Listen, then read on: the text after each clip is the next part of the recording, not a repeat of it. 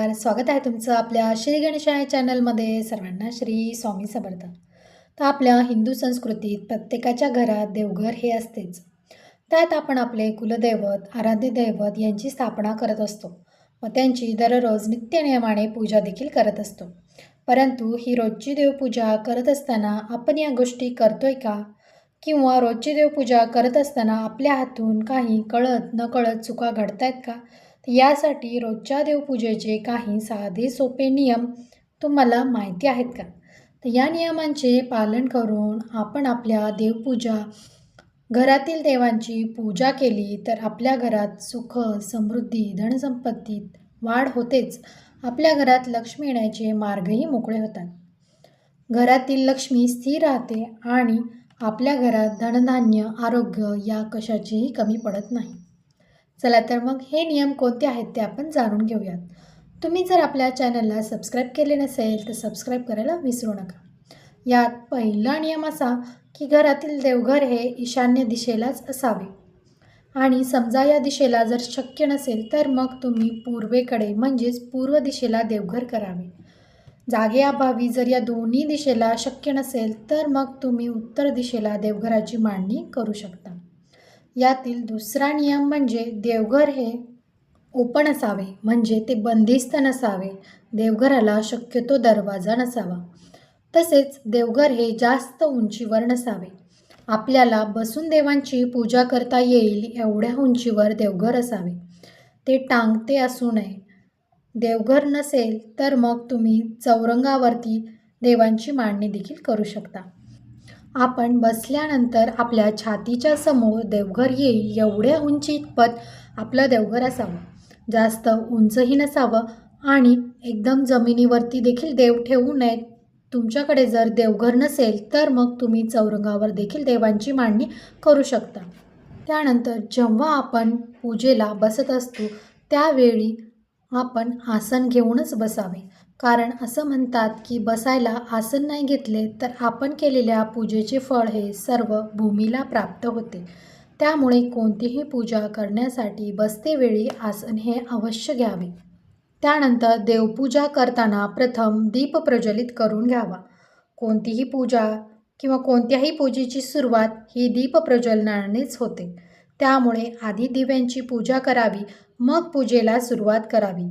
अग्नीला साक्षी मानूनच पूजा केली जाते आणि दिवा ठेवताना त्याखाली आपल्याला थोडेसे तांदूळ ठेवायचे आहेत. त्यावर दिवा ठेवावा. दिव्याला कधीही खाली ठेवू नये. त्यानंतरचा नियम म्हणजे रोजची देवपूजा करताना बऱ्याच वेळेस किंवा बरेच जण सर्व देव एकत्र घेऊन ते धुतात. असं न करता प्रत्येक देवाला एक एक करून अंघोळ घालावी व अंघोळीचे पाणी हे बाजूला काढावे. म्हणजे जेव्हा तुम्ही पूजेला बसता त्यावेळी एक पात्र जवळ घेऊन बसावे. जेव्हा आपण एका देवतेला अंघोळ घालतो ते पाणी त्या पात्रात काढून ठेवावे. त्यानंतर पाण्याने दुसऱ्या देवांना अंघोळ घालावी. ते पाणी दुसऱ्या भांड्यामध्ये काढून ठेवावे. अशा प्रकारे आपण एक एक करून सर्व देवतांना अंघोळ घालावी आणि ते पाणी बाजूला काढावे. त्यानंतर त्यांना स्वच्छ कपड्याने पुसून घ्यावे. म्हणजे देवांना एखाद्या सुती किंवा चांगल्या कपड्यांनी आपल्याला स्वच्छ पुसून देखील घ्यायचं आहे. कारण आपले देव हे पितळेचे असतात आणि पितळेच्या देवांना पाणी जर तसंच राहिलं तर त्यावरती डाग पडतात आणि त्यामुळे ते देव चांगले दिसत नाहीत. त्यामुळे अंघोळ देवांना घातल्यानंतर ते अगदी चांगले आणि स्वच्छ कपड्याने पुसून घ्यावेत आणि त्यानंतर त्यांना गंध, अक्षदा, फुलं अर्पण करावी.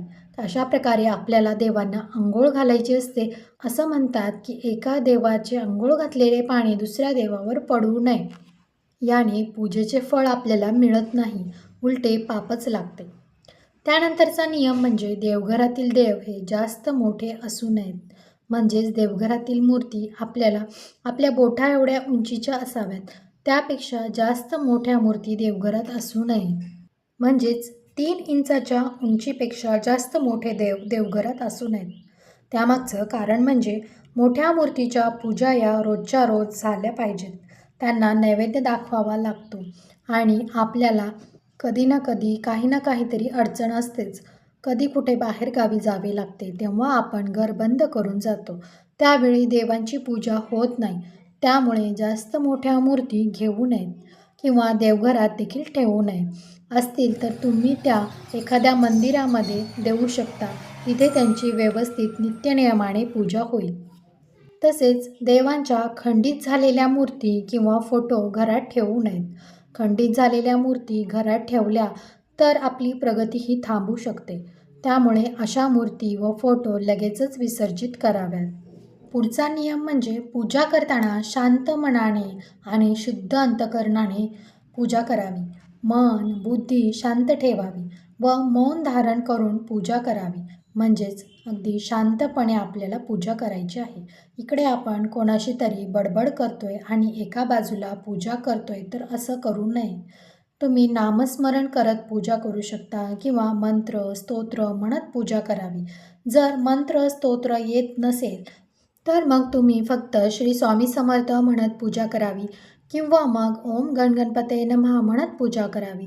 जर काहीच म्हणणे शक्य होत नसेल किंवा जमत नसेल तर फक्त ओम नमः शिवाय म्हणत तुम्ही पूजा करावी किंवा तुम्ही तुमच्या कुलदेवतेचे नामस्मरण देखील करत पूजा करू शकता.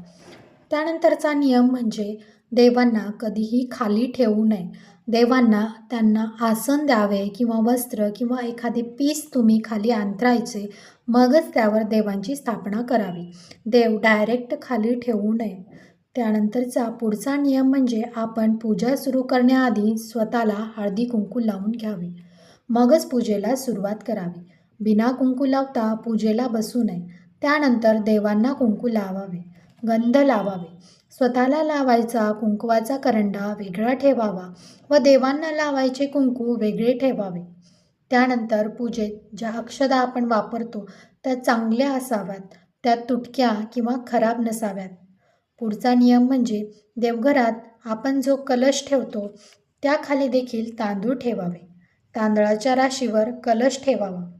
देवाला ताजे फूल वाहावीत. शिळी किंवा खराब झालेली फुलं देवांना कधीही अर्पण करू नये. गणपती बाप्पांना लाल फूल प्रिय आहे, तर महादेवांच्या पिंडीला लाल फूल अर्पण करू नये.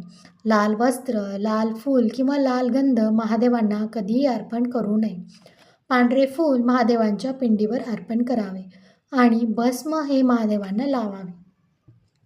त्यानंतरचा नियम म्हणजे जे पाणी आपण देवांना ठेवतो ते रोज बदलावे.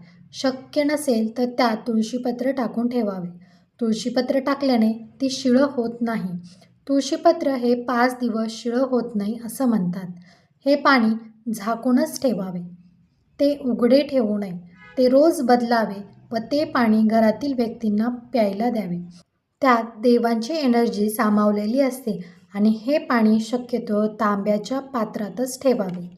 त्यानंतरचा नियम म्हणजे देवासमोर जो दिवा आपण लावत असतो त्यातील वात ही 2 घ्यावी. म्हणजे 2 वातीची 1 वात करून लावावी व जे तेल आपण घेतो ते चांगलेच असावे. ते तेल बाजूलाच ठेवावे. स्वयंपाकातील तेल त्यात वापरू नये. शुद्ध व चांगले तेलच वापरावे. तसेच तुपाचा दिवा लावताना तो देखील चांगल्याच तुपाचा लावावा. खराब किंवा वास येणारे तूप पूजेसाठी वापरू नये. शक्यतो तर गाईचे तूप पूजेत वापरावे. तुम्ही कोणताही दिवा रोज लावू शकता. म्हणजे तुम्ही जर रोज तेलाचा दिवा लावत असाल तर तेलाचा लावावा आणि तुपाचा लावत असाल तर तुपाचा लावावा. आणि जर दोन्हीही दिवे तुम्ही लावणार असाल तर तुपाचा दिवा देवांच्या उजव्या बाजूला लावावा आणि तेलाचा दिवा देवांच्या डाव्या बाजूला लावावा. देवघरात एकच देवांच्या एकापेक्षा जास्त मूर्ती असू नये. एकापेक्षा जास्त मूर्ती देवघरात ठेवू नये. एकापेक्षा जास्त मूर्ती एकाच देवतेच्या असतील तर त्या मूर्ती विसर्जित कराव्यात. पुढचा नियम म्हणजे अन्नपूर्णा देवीची स्थापना. जर तुमच्या देवघरात अन्नपूर्णा देवी असेल तर तिची स्थापना तुम्हाला तांदळातच करायची आहे. एखाद्या प्लेटमध्ये, वाटीमध्ये तांदूळ ठेवावे. त्यामध्ये अन्नपूर्णा मातेला ठेवावे. ती मूर्ती कधीही खाली ठेवू नये. अन्नपूर्णा माता ही धान्यातच ठेवतात. याने आपल्या घरातील धान्यात भरभराट होते. ते धान्य तुम्ही रोज बदलायचे नाही.